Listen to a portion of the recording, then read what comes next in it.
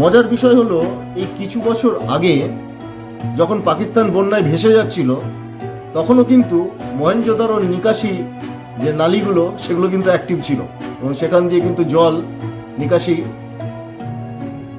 হয়ে যাচ্ছিল, সেজন্য মহেঞ্জোদারোর সাইটটা বন্যাতে ক্ষতিগ্রস্ত হয়নি। তারপরে পরবর্তীকালে অন্যান্য হিস্টোরিয়ান এবং আর্কিওলজিস্টরা খুঁজে পেল যে মহেঞ্জোদারো কিছু একটা এমন হয়েছিল যাতে রাতারাতি ওখানকার মানুষজন সব নিমেষে মারা গিয়েছিল একসঙ্গে।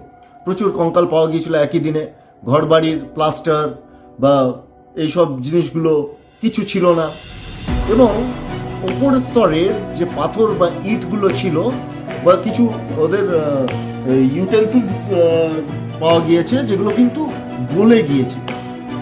এর থেকে ধারণা সৃষ্টি হয়েছিল যে কোনো